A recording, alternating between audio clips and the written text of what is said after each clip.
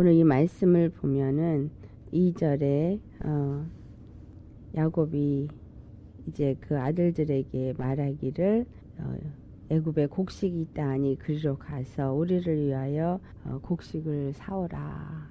야곱이 하나님의 축복을 받아서 부유한 자가 되어지고 충분히 그 곡식을 살 수 있을 만한 돈이 있는 자였기에 그는 그 돈을 가지고 가서 그 곡식을 사오라고 말합니다. 그러나 그 아우 베냐민은 그 형들과 함께 보내지 않기를 원하는데, 왜냐하면 그의 생각에 재난이 그에게 미칠까 두려워함이더라 라고 기록되어 있습니다.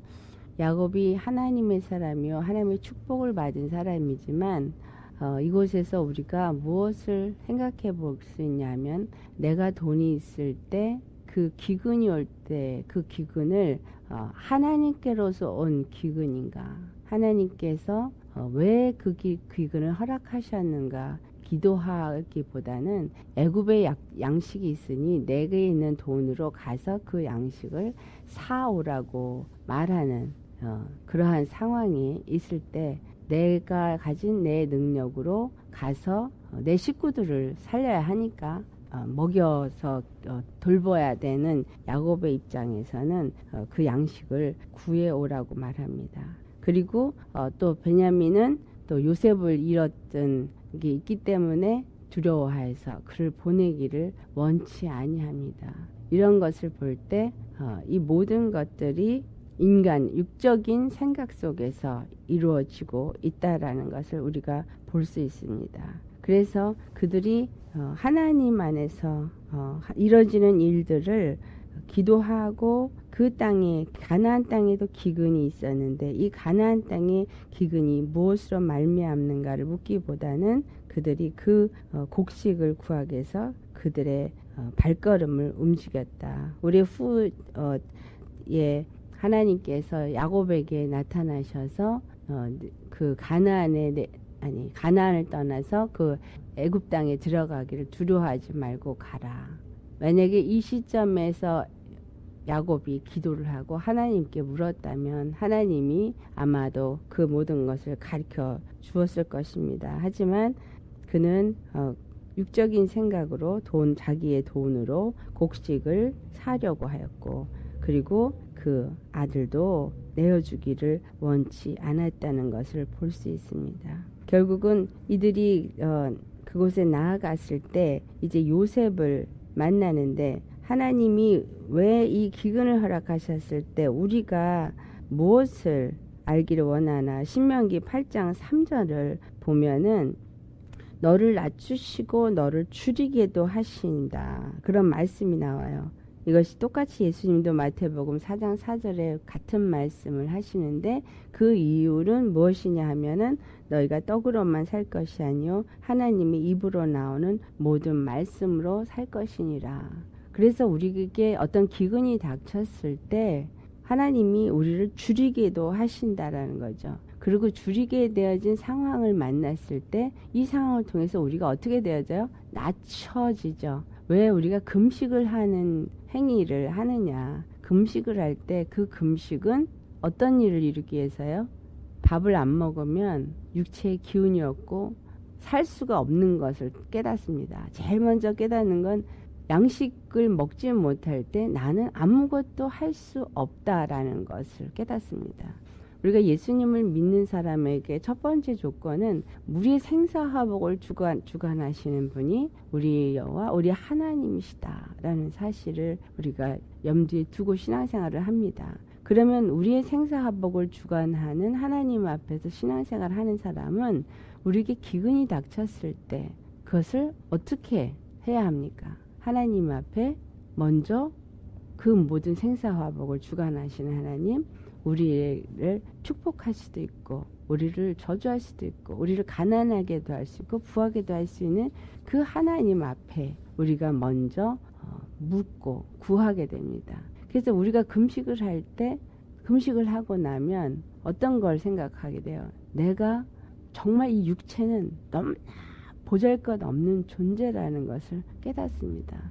결국 이 기근을 통해서 하나님이 궁극적으로 그들에게 알게 하시는 것은 양식이 없이는 살 수 없다라는 것을 가르쳐 주는 겁니다. 근데 양식이 없어서 살 수 없다. 그래서 굶주리는 그 상황을 만들으시면서 그 양식이 없어 살 수 없다라는 이것을 구약에 나타내 주는 것은 우리가 육체를 따라서 육체의 양식이 필요하지만 우리의 영의 양식도 필요하다는 것을 생각해야 한다는 것을 가르쳐 줍니다. 어저께도 얘기를 했지만 그 아모스 선지자가 양식이 없어서 굶주리고 물이 없어서 가람이 아니라 여호와의 말씀을 받지 못하는 기근이다. 하나님의 말씀을 받지 못했을 때 우리의 영적인 양식을 먹지 못했을 때 오는 우리 심령의 기근을 우리가 생각해 봐야 한다는 것입니다.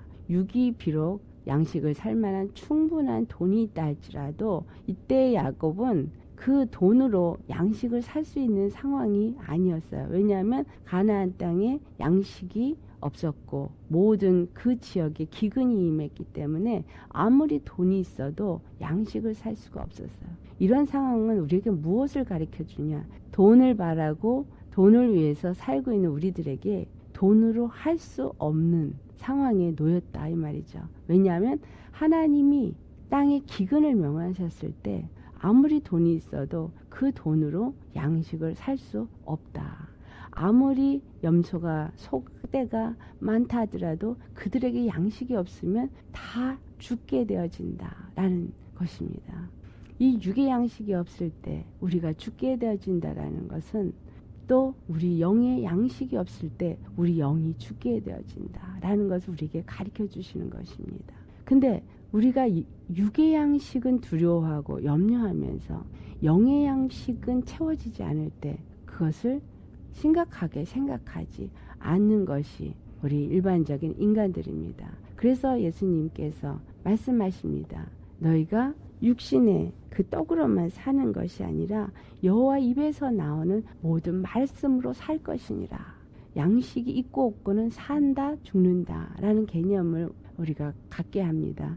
다시 말하면 여호와 입으로 나오는 말씀으로 말미암아 산다는 얘기는 그 말씀에 순종할 때 그 말씀의 생명이 내 안에 채워져서 내 영의 양식이 되어질 때 내 영이 살 수 있고 그로 말미암아 그 하나님의 축복이 내게 함께 있으므로 육도 또한 산다라는 것을 말하고 있습니다. 그래서 예수님은 마태복음 6장 33절에 너희는 먼저 그의 나라와 의를 구하라 라고 말씀합니다. 그의 나라와 의를 먼저 구하는 자가 되어질 때 우리가 영적으로 하나님의 의를 구하고 믿음으로 예수 그리스도 안에서 그 의로 사는 의의 사람이 될 때 너희들이 육에 필요한 모든 것들을 덤으로 보너스로 더해 주신다라는 것을 말합니다. 이 창세기 42장에 나온 말씀은 육적인 양식의 기근을 말하는 것이지만 이 구약의 모든 사건들은 우리에게 영적인 문제점을 우리가 볼 수 있고 알 수 있고 느낄 수 있는 육적인 상황으로 어떤 사건을 통해서 우리에게 말씀하시고 있는 것입니다. 그렇다면 우리가 아무리 육으로 풍성하게 풍요롭게 모든 것을 갖췄다 할지라도 내 영의 양식이 없을 때 나는 죽은 자나 진배 없다라는 것을 말씀하고 있습니다. 그러나 그 돈으로도 살 수 없는 것을 말하고 있고 결국은 애굽에 내려가서 그 양식을 사기 위해서 애굽의 그 총리에 양식을 주는 총리에게 절할 수밖에 없는 상황에 놓여지게 된다라는 사실이에요. 그 얘기는 계시록 6장에 말씀했던 것처럼 결국은 적그리스도에게 내가 육의 양식을 따라서 살게 되어진다면 가서 그 양식을 구하기 위해서 절하게 되어지고 그에게 구하는 그러한 자가 될 수밖에 없게 된다는 사실입니다. 이 마지막에 살고 있는 우리들이 그렇게 육의 양식을 위해서 적그리스도에 가서 절할 수밖에 없고 그들이 요구하고 그들이 원하는 대로 우리가 그 값을 지불하지 않고는 결단코 양식을 얻을 수 없는 상황에 놓이게 된다는 것을 오늘 이 창세기 42장은 말해주고 있습니다. 물론 그 자리가 바로 왕이 앉은 자리가 아니라 하나님이 이미 보내신 자 바로 요셉을 앉혀 놓으셨기 때문에 이 형들이 그곳에 가서 이제 그 양식을 구하지만 그 구할 때에 동생이니까 그에게 어떻게 해요? 돈도 하나도 받지 않고 양식도 다 줍니다. 하지만 그 요셉이 자기가 꾸었던 꿈을 생각하고 그 모든 형제들이 아비가 자기에게 절하는 것을 생각하면서 그가 하나님께서 그를 모든 형제들 모든 사람들 위에 권위자로 하나님이 세우셨다라는 것을 생각하면서 그는 정말 그 이스라엘의 자기의 그 친족, 자기의 그 식구들을 구원하시기 위해서 하나님이 자기를 먼저 보내셨고 하나님이 자기를 그러한 고통 가운데 팔려나가고 종살이를 하고 그 상황은 참으로 힘들고 어려운 상황이었지만 그들을 구원하기 위해서 이 가뭄에서 자기를 구원하기 위해서 하나님이 먼저 보내셨다라는 그것을 깨닫게 되어지고 생각하게 됩니다. 그래서 결국은 그가 그들에게 무엇을 가르쳐 주냐 하면 시므온 한 사람을 여기다 두고 가서 그 베냐민을 데려오게 합니다. 이것은 뭐냐면 누군가가 한 사람의 어떤 대가를 지불해야 되는 그러한 부분을 보여주고 있죠. 예수님이 우리를 위해서 대신 마귀에게 지불한 그 대가 죄의 값으로 십자가에서 죽으시는 그 대가 그걸 지불했기 때문에 나머지 그의 백성이 되어진 그의 가족이 되어진 그의 피로 말미암아서 그의 자녀가 되어진 모든 자들이 그 대속함을 입을 수 있게 되어지는 대가를 얻게 되어지는 부분을 우리에게 보여주고 있습니다. 그래서 요셉이 먼저 와서 그가 그 고통을 당하면서 그 애굽에 와서 총리가 되어지도록 하나님이 행하신 모든 것은 하나님의 구원의 계획 속에 이루어진 것이요 예수 그리스도를 통해서 우리가 모든 그 구원을 얻게 되어진 것입니다. 하지만 이 기근의 때에 그들에게 필요한 양식을 얻기 위해서 어떤 것을 지불해요? 시므온을 그곳에 남겨두게 되어져요. 시므온을 남겨두고 그들에게 필요한 양식을 가지고 돌아가게 되는데 이때에 그들은 돈으로 산 것이 아니라 그 돈은 다 그들에게 돌려줍니다. 이것은 전적인 하나님의 은혜로 말미암아 그들이 이 양식을 얻게 되어진다라는 것을 알게 하시는 것입니다. 그래서 요셉이 꾼 꿈에 대해서 완전히 잊어버리고 요셉을 잃어버렸다고 생각하고 또한 그 베냐민도 잃어버릴 것에 대한 두려움을 갖지만 하나님은 하나님의 방법으로 그들에게 구원을 베푸셨다라는 것을 우리가 알 수 있습니다. 그리고 하나님은 이런 상황 속에서 형들 위에 권위자로 세우신 것과 함께 그 형들로 하여금 그들이 행한 모든 것들을 회개하는 소리를 듣습니다. 그런데 형들은 자기네들이 악한 생각으로 팔았지만 요셉은 그걸 통해서 압니다. 하나님은 그들로 하여금 그들의 행한 행위를 회개하기도 하시지만 그들의 악한 것조차도 악한 마음조차도 하나님이 사용하셔서 그래서 하나님이 구원을 이루셨다라는 것을 그는 보게 되고 알게 되어집니다. 아멘. 그 다음에 우리가 여기서 또 크게 생각하고 넘어가야 할 중요한 부분이 있습니다. 그것은 뭐냐 하면 이 요셉이 정탐꾼이라고 할 때 그들이 13절 이후로 보면 자기 가족들의 일을 모두 고합니다. 낱낱이 다 그것을 말하죠. 근데 이 모든 것을 고하는 이 부분을 우리가 여기서는 그냥 요셉이 이미 알고 있는 것 형제들이 묻는다고 해서 그냥 그 일을 고한 것이지만 사실상 그 일을 고함으로 인해서 네 베냐민을 데리고 오라. 그 아비의 사랑하는 자를 갖고 와서 빼앗겨야 되는 상황에 놓이는 결과를 초래하게 됩니다.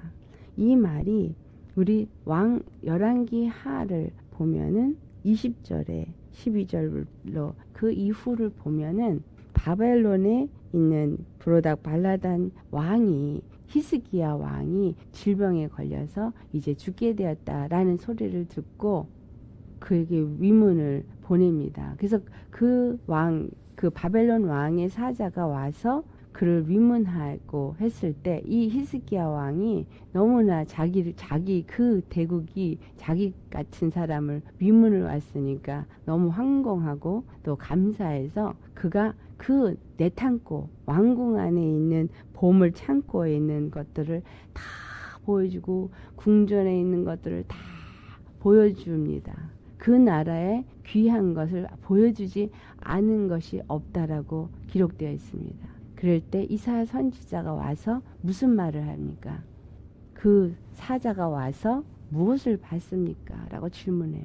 그러니까 이 왕궁에 있는 것, 내탄고에 이 나라의 귀한 것 보지 않은 것이 없이 다 보고 갔다 그랬을 때 왕이 이렇게 하였으므로 이 모든 것들이 다 바벨론으로 옮겨지게 될 것이라 라는 얘기를 합니다.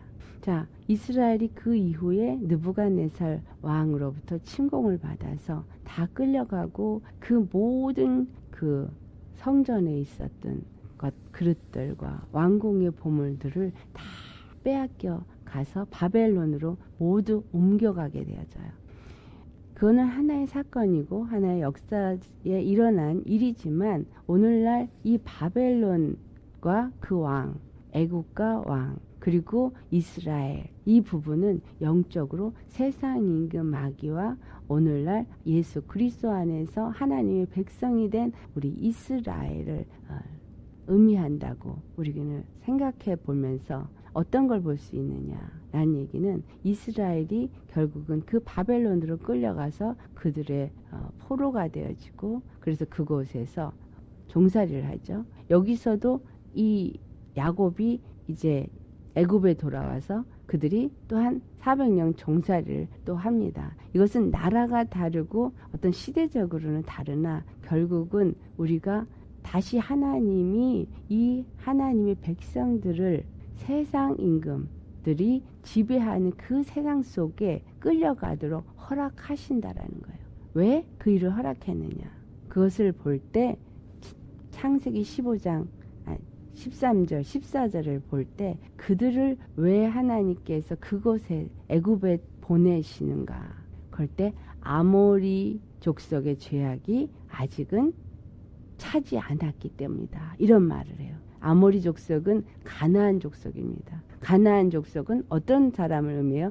우리의 옛사람을 의미합니다. 그러니까 우리의 옛사람이 하나님 안에서 범죄하고 하나님을 바로 섬기지 못하고 우상을 섬겼기 때문에 그래서 그들이 결국은 하나님의 진노를 받게 되고 바벨론에 끌려가고 그래서 그들이 그곳에서부터 종살이하고 예루살렘 성은 완전히 회파되어집니다.